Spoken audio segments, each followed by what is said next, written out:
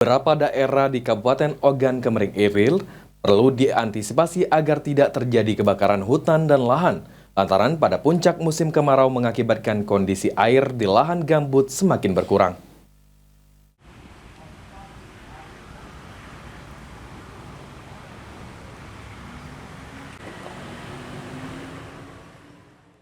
Berdasarkan data citra satelit periode Januari hingga Juli tahun 2024, sebanyak 750 hektar lahan di Sumatera Selatan terbakar.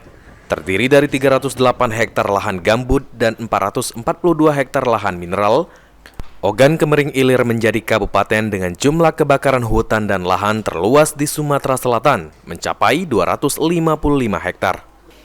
Kepala Balai Pengendalian Perubahan Iklim dan Kebakaran Hutan dan Lahan Wilayah Sumatera, Ferdian Krisnanto, mengungkapkan kebakaran yang terjadi di Ogan Kemering Ilir masih didominasi oleh lahan pribadi milik warga, dengan daerah yang perlu diwaspadai seperti daerah Pampangan, Cengalumpuing, Kayu Agung, serta Jungkal.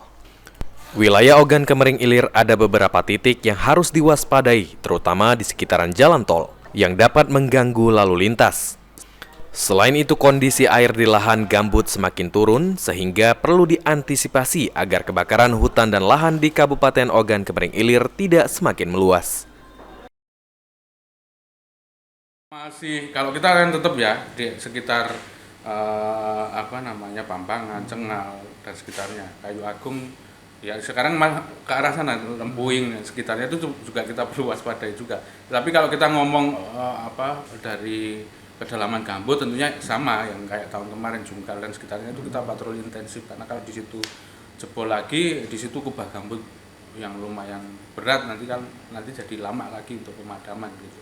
Dan memang kondisinya kalau kita lihat di sekitaran Oki, debit airnya sudah tambah turun karena memang curah hujannya semakin panjang. Kemarin tercatat di satu konsep. Ditambahkan Ferdian, saat ini Manggala Agni bersama pihak terkait masih berupaya memadamkan api di daerah Rumbai Kabupaten Ogan Kemering Ilir. Eki Saputra, PAL TV.